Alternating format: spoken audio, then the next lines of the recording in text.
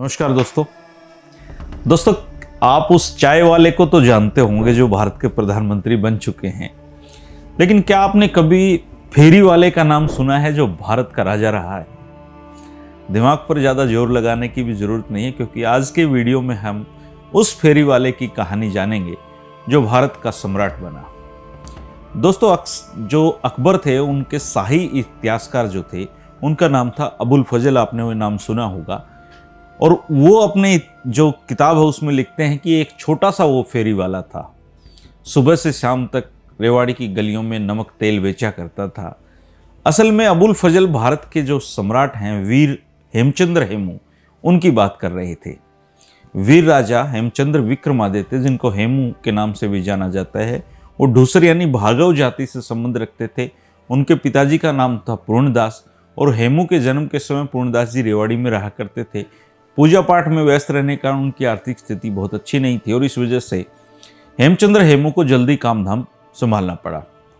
मेहनत करके जब हेमचंद्र हेमू जी ने अपनी स्थिति ठीक कर ली तो सबसे पहले रेवाड़ी छोड़कर सुर शासकों के यहाँ पे सरकारी नौकरी ज्वाइन कर ली। पहले तो वो सरकारी फेरी वाले बने और इसके बाद शाही ठेकेदार के पद तक पहुंच गए। इसके बाद उनको शाहनगा ए बाजार का रुतबा मिला और ये वो महत्वपूर्ण अफसर होता था जिसके जिम्मे पूरे अफगान के बाजार होते थे।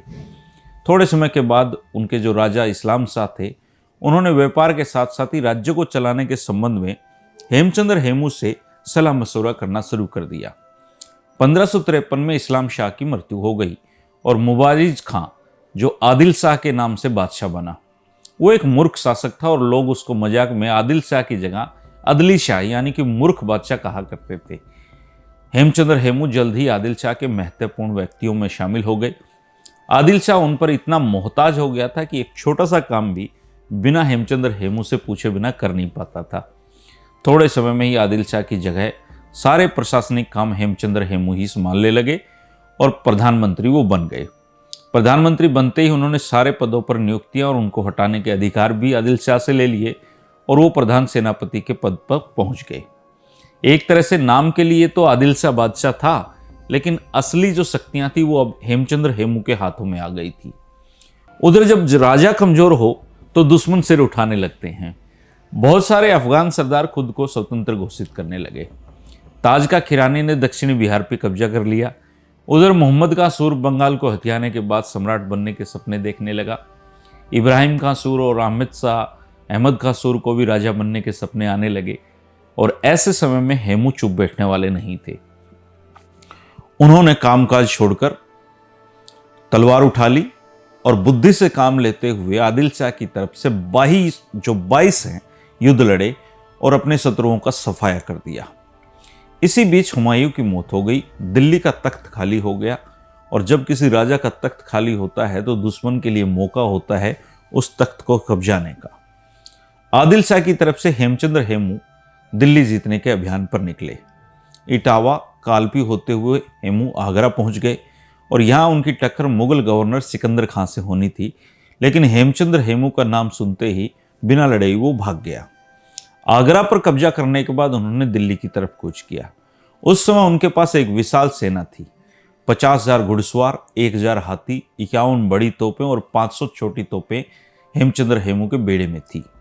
यहाँ पर उनका सामना तारिक बेद खां से हुआ और हेमू ने उनको आसानी से हराकर अपना विजय अभियान जारी रखा। इसके बाद हेमचंद्र हेमू ने दिल्ली में कदम रखा। यहाँ कदम रखते ही हेमचंद्र हेमू के सोचने का नजरिया भी बदल गया है। एक कमजोर राजा के नीचे रहकर काम करने से अच्छा खुद राजा बनना था और उन्होंने शाही छत्र के नीचे बैठकर खुद को विक्रमादित्य के उपाधि से विभूषित किया। अपने नाम के सिक्के भी विक्रमादित्य जी ने चलाए और इस तरीके से हरियाणा का एक इतिहास पुरुष भारत सम्राट हेमचंद्र विक्रमादित्य बन गए। 7 अक्टूबर 1556 को भारत का सम्राट बनते ही हेमू ने जीते हुए इलाकों में गजब का प्रबंधन करना शुरू कर दिया। उनकी नीति थी कि जनता के लिए कल्याणकारी नीतियां बनाई जाए ताकि राजा के प्रति वो हमेशा निष्ठावान रहें। उन्होंने बहुत सारे गवर्नर भी नियुक्त किए और अपने इलाकों पर पकड़ को मजबूत कर लिया।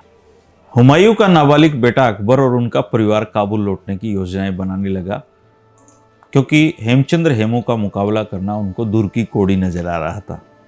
सेनापति बैरम खां अड़ गया उन्होंने परिवार को लड़ाई लड़ने के लिए मनाया और हेमचंद्र हेमू को तो लड़ाई में दिक्कत ही नहीं थी।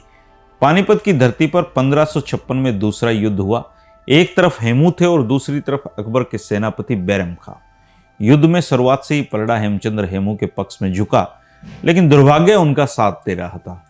बैरम खां के एक सैनिक ने निशाना साधकर उनकी आंख में तीर मार दिया और वो बेहोश हो गई। सेना में अफवाह फैल गई कि हेमू मारा गया और यहीं से जीती हुई बाजी पलट गई।